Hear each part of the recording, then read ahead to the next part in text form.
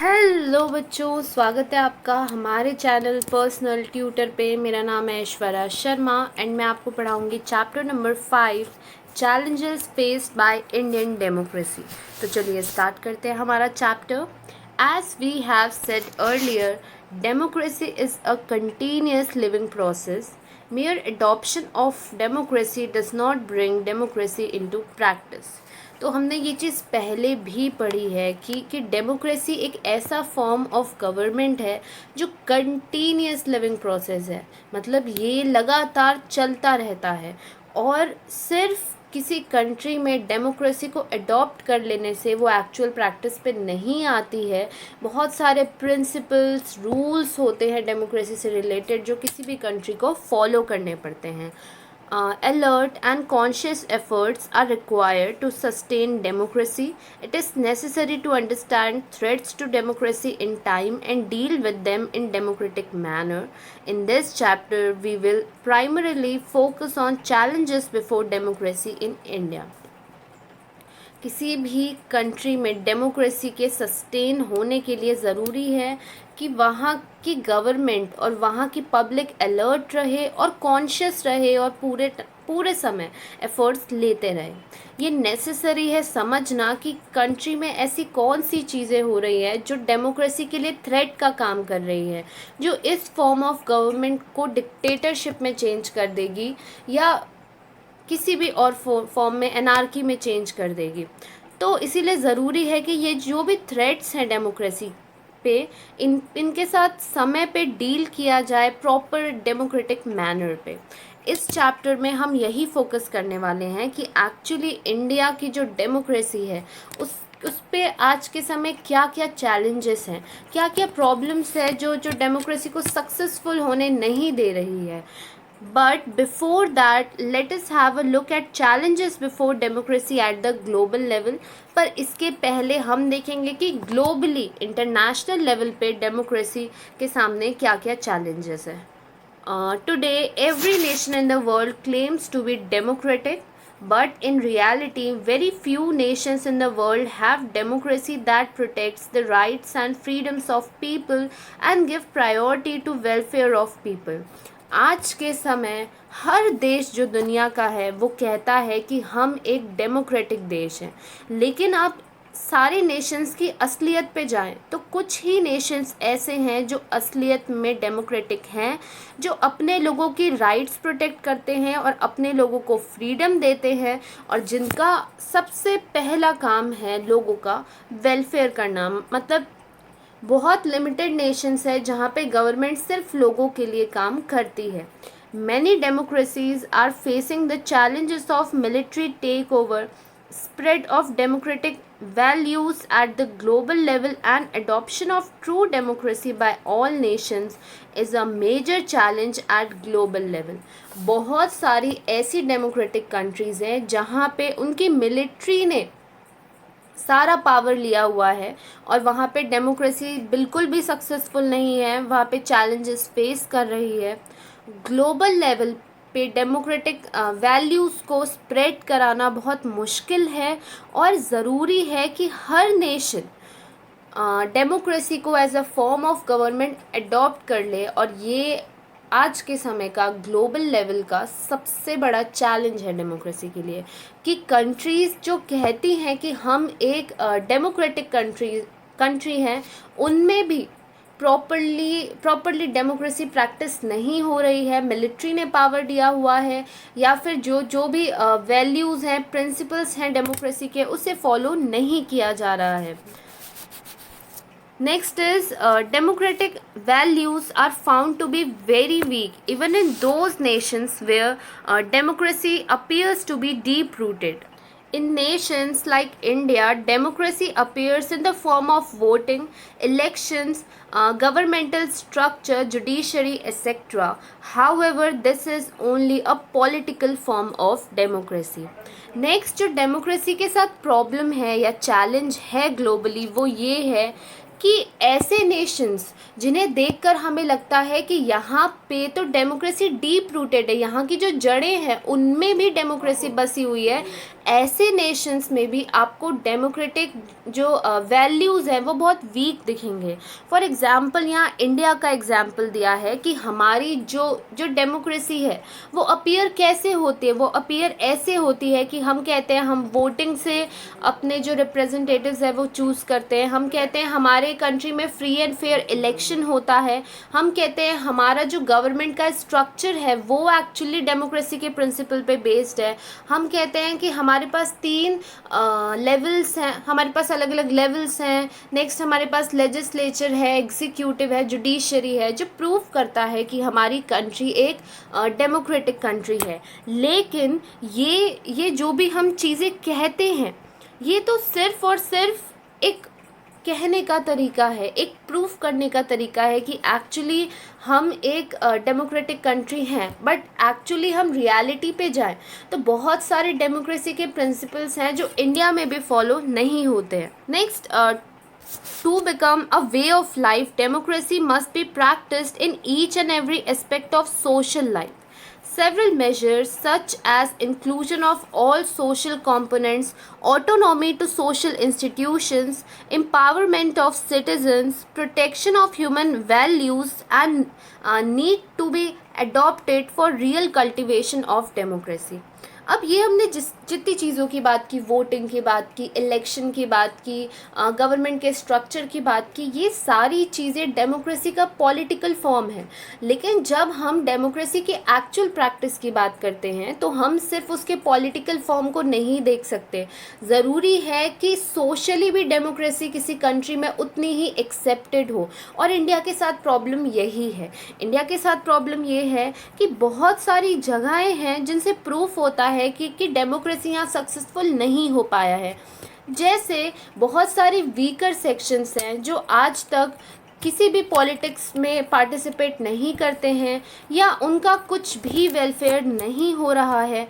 ज़रूरत है कि सोशल इंस्टीट्यूशंस को ज़्यादा से ज़्यादा फ्रीडम दी जाए, हमारे कंट्री के सिटीजन्स को ज़्यादा से ज़्यादा एम्पावर किया जाए, जो ह्यूमन वैल्यूज़ हैं उन्हें प्रोटेक्शन दी जाए, मतलब हमारे फंडामेंटल राइट्स हो गए, नेक्स्ट हमारे ह्यूमन राइट्स हो गए, इन सबको ज़्यादा से ज़्यादा प्रोटेक्शन दिया जाए तो हम कह सकते हैं कि एक्चुअली रियली डेमोक्रेसी हमारी कंट्री पे प्रैक्टिस हो रही है। Now, another challenge before democratic nations is to ensure that democracy becomes deep-rooted.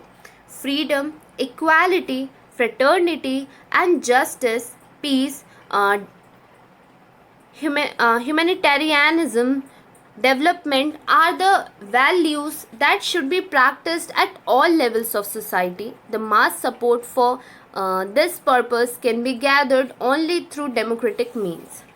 Next क्या है कि कुछ ऐसी वैल्यूज़ हैं जो हर कंट्री में आने की ज़रूरत है, जिसके बाद हम कह सकते हैं कि डेमोक्रेसी एक्चुअली डीप रूटेड है उस कंट्री में।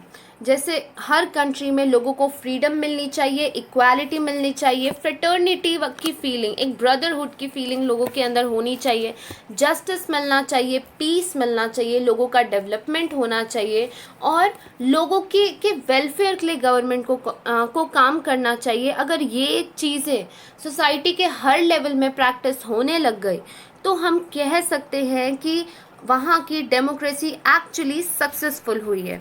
Now coming to challenges before Indian democracy. अब हम प्रॉपरली इंडिया की डेमोक्रेसी पे फोकस करेंगे कि एक्चुअली इंडिया की डेमोक्रेसी के सामने क्या क्या चैलेंजेस हैं।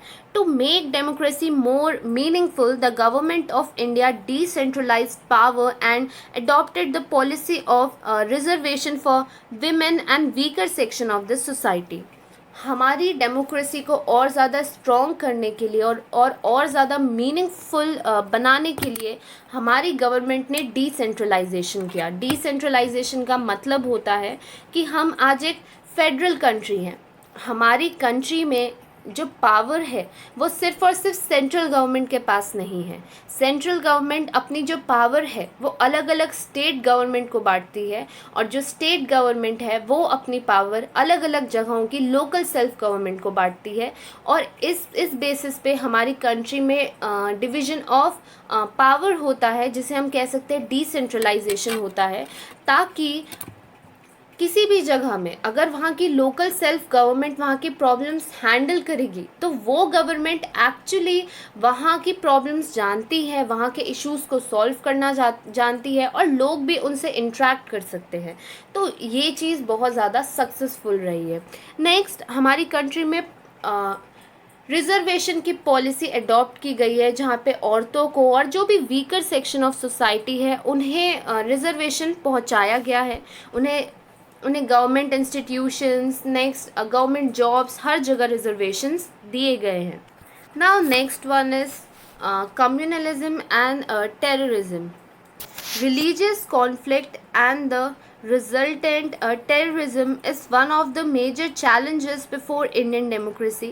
Social stability gets hampered due to increasing religious hostility.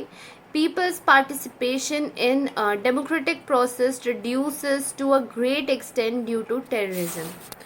अब अलग अलग रिलीजन्स के बीच में कॉन्फ्लिक्ट आना और आतंकवाद, ये दोनों सबसे मेजर चैलेंजेस हैं हमारी डेमोक्रेसी के सामने।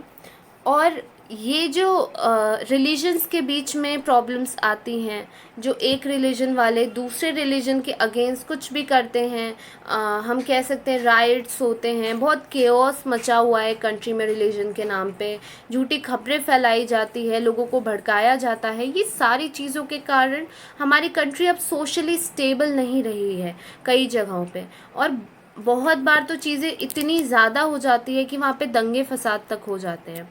तो इसी कारण से हुआ क्या है, आतंकवाद के कारण लोगों का जो पार्टिसिपेशन है हमारी डेमोक्रेसी में वो कम हो गया है, क्योंकि लोग नेगेटिव चीज़ों की तरफ ज़्यादा जा रहे हैं। Now left extremist, that is Naxalism. Naxalism is a major problem in India. Naxalism began as a movement to remove injustice against aggressive landless farmers and tribal people, but today Naxalism has become a violent struggle. अब नक्सलवाद एक बहुत ही major challenge है India की democracy के सामने। ये नक्सलवाद शुरू हुआ था जब कुछ ट्राइबल लोगों ने, कुछ फार्मर्स ने जिनके पास लैंड नहीं थे, वो लोगों ने अपने साथ हो रहे इनजस्टिस के अगेंस्ट एक मूवमेंट स्टार्ट किया था। पर आज के समय ये नक्सलवाद एक बहुत ही वॉयलेंट स्ट्रगल हो चुका है, मतलब इतना वॉयलेंट कि हम आतंकवाद को नक्सलवाद से कंपेयर कर सकते हैं। In the Naxalite movement, the importance of the problems of farmers and tribal people has reduced. Instead, violent measures to oppose the government policies, attacking the police forces and such other tactics are used by Naxalite groups. शुरुआत में जब नक्सलिज्म आया था तो उसका motive था कि farmers और ट्राइबल लोग जिनके साथ इनजस्टिस हो रहा है उस इनजस्टिस को रोकना, एक मूवमेंट करके। पर मूवमेंट्स पीसफुल तरीक़ों से भी हो सकते हैं, अपनी डिमांड गवर्नमेंट के सामने पीसफुल तरीक़ों से भी रखी जा सकती है। पर आज के समय नक्सलवाद ये नहीं रहा। आज के समय जो नक्सलवाद है उसका मतलब है कि हमेशा गवर्नमेंट की आ रही अलग अलग पॉलिसीज़ को अपोज करना, जहाँ भी पुलिस ऑफिसर्स दिखे उन्हें वहीं पे मार देना, उन्हें अटैक करना, और अलग अलग टेक्निक्स यूज़ करके अपने ग्रुप के जो भी प्लान्स हैं उन्हें बहुत ज़्यादा सक्सेसफुल बनाना। तो ये एक मेजर चैलेंज है इंडिया की डेमोक्रेसी के सामने कि किस तरीके से इस नक्सलवाद को ख़त्म किया जाए। और इसे ख़त्म करना बहुत इम्पॉसिबल जैसा है, क्योंकि किसी को नहीं पता ये कहाँ रहते हैं, कैसे रहते हैं, और कोई इनके एरियाज़ में भी एंटर नहीं कर सकता। तो it is very problematic. Now coming to corruption in India, the extent of corruption is said to be very high in the public sector.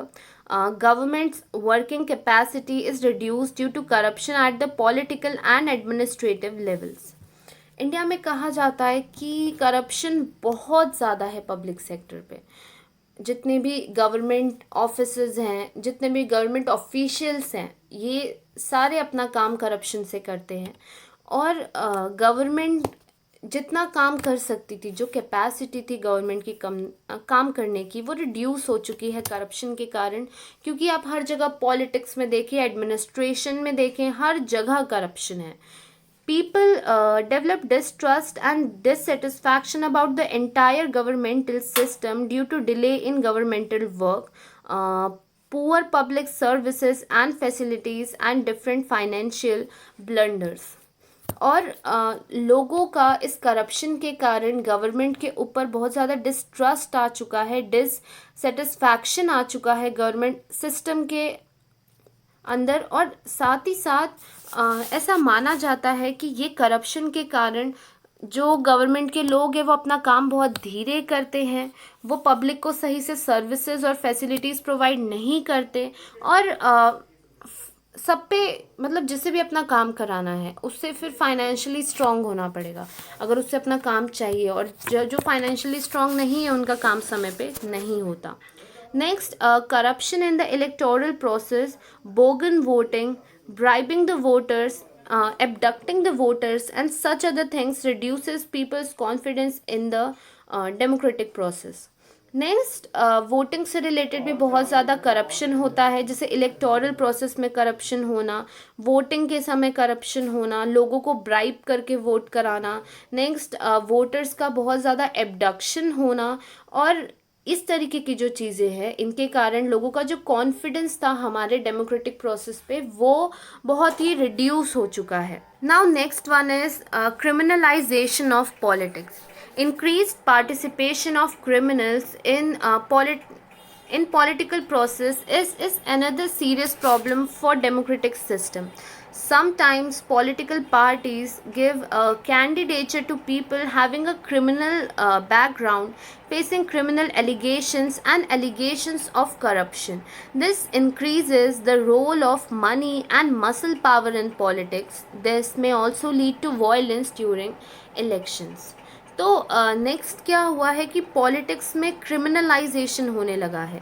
ज़्यादा से ज़्यादा जो क्रिमिनल्स हैं वो पॉलिटिकल प्रोसेस पे पार्टिसिपेट करने लगे हैं, जो एक दूसरा सीरियस प्रॉब्लम है डेमोक्रेटिक सिस्टम का।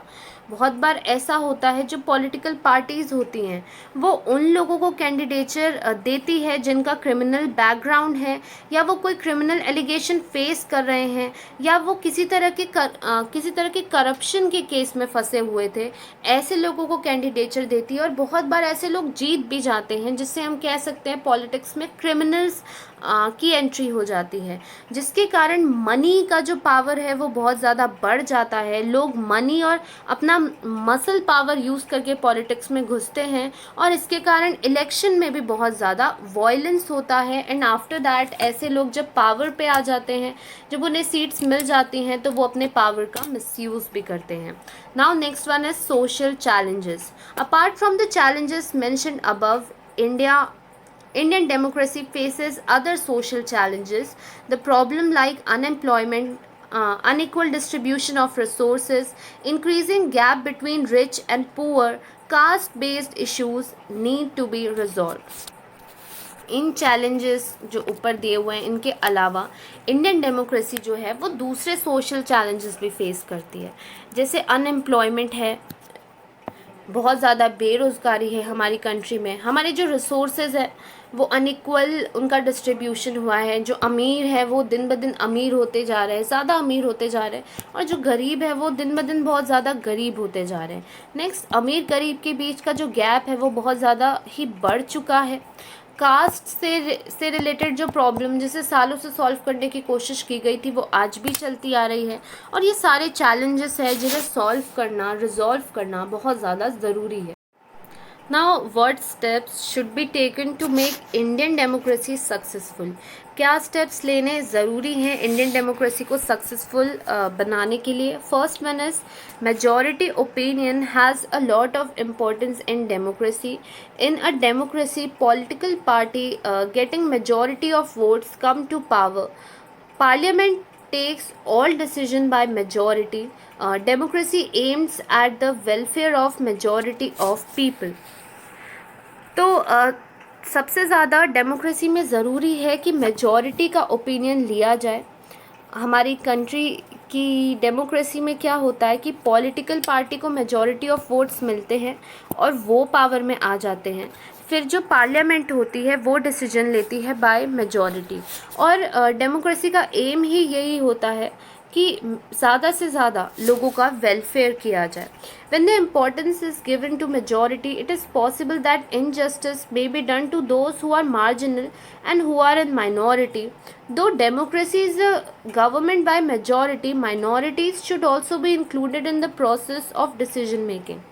अब एक्चुअली डेमोक्रेसी में माना क्या जाता है कि मेजॉरिटी ऑफ वोट्स जिनको मिले हैं वो पावर में आ गए, तो वो उनके लिए काम करेंगे जिन्होंने उन्हें वोट किया। तो क्योंकि मेजॉरिटी ने उन्हें वोट किया तो वो मेजॉरिटी के लिए काम करेंगे और थोड़ी बहुत जो माइनॉरिटीज़ हैं वो रह जाएंगी। लेकिन ये सोच गलत है। ज़रूरत है कि हर माइनॉरिटी के लिए भी काम किया जाए, हर माइनॉरिटी को भी मौका दिया जाए कि वो डिसीजन मेकिंग का पार्ट बन सके। It is duty of government to take into consideration the interest of minorities. In short, in democratic government every one's opinion should be considered important. Similarly, majority government should not be the government of majority community. All religions, linguistics, ethics, and caste groups should get equal opportunity to participate in the process of decision making. Next, ये government की duty होती है कि minorities के interest को भी consideration में ले। जो डेमोक्रेटिक गवर्नमेंट होती है उन्हें ये मेक श्योर करना चाहिए कि सबका ओपिनियन इम्पॉर्टेंट होता है। साथ ही साथ जो मेजॉरिटी गवर्नमेंट होती है वो मेजॉरिटी कम्युनिटी के साथ सिर्फ ना खड़े रहे, वो हर रिलीजन, हर लैंग्वेज, हर एथिक्स, हर कास्ट ग्रुप सबको इक्वल अपॉर्चुनिटी दे कि वो डिसीजन मेकिंग में पार्ट ले पाएँ। Next, judiciary in India is seen to be make conscious efforts to make political process transparent. To prevent criminalization of politics, judiciary has adopted measures like strict punishment to criminals and prohibiting criminals for participating in political process.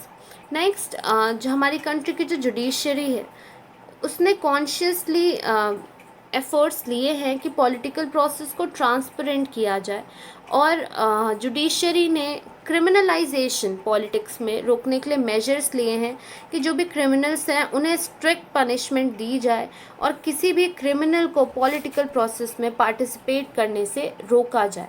To make democracy successful in India, it is not just sufficient to make efforts at level of government, administration and judiciary. Everyone at social and individual level should make conscious efforts towards it. तो हमारी democracy को successful करने के लिए सिर्फ ये sufficient नहीं है कि हर लेवल ऑफ गवर्नमेंट, एडमिनिस्ट्रेशन या जुडिशरी काम करे। ज़रूरत है कि सोशल लेवल पे भी, इंडिविजुअल लेवल पे भी पूरा काम किया जाए। सिर्फ और सिर्फ हम कह सकते हैं पॉलिटिकल फॉर्म ऑफ गवर्नमेंट पे या पॉलिटिकल इश्यूज़ पे काम ना किया जाए, उतना ही सोशल इश्यूज़ और इंडिविजुअल्स के इश्यूज़ पे भी काम किया जाए। Education for all campaign, clean Bharat campaign, Gram Samriddhi Yojana, self help group, Mahatma Gandhi national rural employment guarantee scheme and such other projects are undertaken at the level of government and administration to increase political participation of women. 50% seats are kept reserved in local self-governing institutions. तो different programmes है जैसे education for all campaign, clean Bharat campaign, Gram Samriddhi Yojana, self help groups, Mahatma Gandhi national rural employment guarantee scheme और दूसरे projects हैं जो government और administration के level पे स्टार्ट किए गए हैं। नेक्स्ट, औरतों का पार्टिसिपेशन ज़्यादा बढ़ाने के लिए 50% सीट्स उनके लिए रिजर्व कर दी गई है इन local self governing institutions. To make Indian democracy truly successful, it is essential to increase participation of people at all levels. If such participation increases, especially at the level of government, it will help in changing public policies. Public policies are made through interaction with people. India की democracy को truly successful बनाने के लिए ये ज़रूरी है कि हर level से, हर कोई जो पार्टिसिपेट कर सकता है वो पार्टिसिपेट करे। एंड जो सबसे मेजर पार्टिसिपेशन होता है वो होता है वोटिंग के थ्रू। हर आदमी वोट करने जाए और हर आदमी अपने मन से चुने कि उसे उसे कौन सा पर्सन एज अ रिप्रेजेंटेटिव चाहिए। और अगर ये पार्टिसिपेशन इंक्रीज़ होता रहा specially at the level of government, तो ये हमारी पब्लिक पॉलिसीज़ चेंज करने में हेल्प करेगा। नेक्स्ट टाइम जो जो भी पब्लिक पॉलिसीज़ बनाई जाएगी वो ऐसी बनाई जाएगी जो लोगों के वेलफेयर के लिए हो और लोगों से इंट्रैक्ट करके बनाई जाएगी। Interaction with those who are not in power is also important for the success of democracy. Next, democracy के लिए ये भी ज़रूरी है कि जो पावर में है वो उन लोगों से इंट्रैक्ट करे, उन लोगों से उनकी परेशानियाँ पूछे जो एक्चुअली अभी पावर पे नहीं हैं, जो कॉमन पीपल हैं। The values of equality, liberty, social justice, secularism should be respected and implemented even in our personal life. For the success of democracy, everyone should keep in mind that we are responsible citizens of the nation. अब हमने तो government की बात कर ली कि government को क्या क्या करना चाहिए, पर कुछ जिम्मेदारियां हमारी खुद की भी होती है। कभी किसी के साथ भेदभाव नहीं करना, खुद की फ्रीडम के लिए हमेशा खड़े होना और दूसरे को भी उसकी फ्रीडम उतनी ही प्रोवाइड करना, सोशल जस्टिस प्रोवाइड करना, हर रिलीजन को, हर कास्ट को एक्सेप्ट करना, ये सारे जो वैल्यूज़ हैं ये हमारे अंदर भी आने चाहिए और हमें अपनी पर्सनल लाइफ में इम्प्लीमेंट भी करने चाहिए। अगर हम चाहते हैं हमारी डेमोक्रेसी सक्सेसफुल हो तो हर आदमी को ये दिमाग में रखना चाहिए कि हमें अपने लेवल पे एक रिस्पॉन्सिबल सिटीज़न बनना है और कोशिश करनी है बनने की, तो ही हमारी कंट्री में एक्चुअली डेमोक्रेसी सक्सेसफुल हो पाएगी। यहाँ पे आपका लेक्चर ख़त्म होता है। अगर आपको किसी भी तरीके का डाउट हो तो आप श्योर कमेंट सेक्शन पे पूछ सकते हैं। Thank you for watching.